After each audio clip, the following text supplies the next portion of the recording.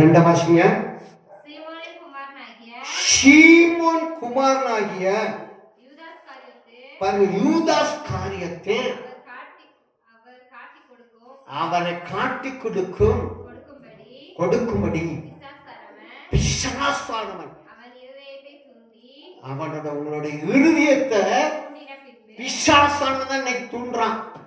இது செய்ய உனக்கு நல்லா இருக்கும், இப்படியா கொஞ்சம் தவறான காரியத்தை செய், தவறான குற்றமான காரியத்தை செய், இப்படி தூண்டி விடுறது மாத்திரம் இல்ல, அதுக்கு முன்பதாகவே சொல்லுவா நீ செய்யறதெல்லாம் சரிதான், நீ செய்யறது கரெக்டு, அவங்க செய்யறதெல்லாம் தவறு, இவங்க நீ செய்யற பத்தியா அதான் கரெக்டான வார்த்தை.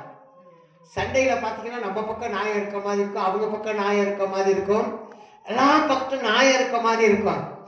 ஆனா எங்கேயோ ஒரு இடத்துல தான் நாயம் இருக்கும், உண்மை இருக்கும், மற்ற என்ன இருக்கும், பொய்யா இருக்கும்.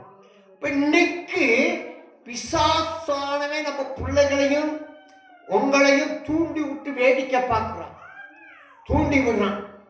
நீ இப்படிலாம் செய்ய, அவங்கள்ட்ட கோபமா நடந்துக்க, அவங்க சொல்றதை கேட்கவே கேட்காத, சபை சொல்றதை கேட்காத, ஊழியக்காரங்க சொல்றதை கேட்காத, நீ செய்யறத சரின்னு சொல்லி அவன் என்ன செய்யறா, பிசாசானவன் நமக்கு வழிகாட்டுறான். அந்த வழியில்தான் இன்னைக்கு தொடர்ந்து ஓடுற கூட்டங்கள் நிறைய உண்டு. அந்த வழியில்தான் நிறைய ஜனங்கள் அதற்காக அதை பின்பற்றி போற கூட்டங்கள் உண்டு. ஆனா ஆண்டவருக்காக பின்பற்றி போடுற கூட்டங்கள் இன்னைக்கு என்ன செய்து குறைந்து கொண்டே இருக்கிறது.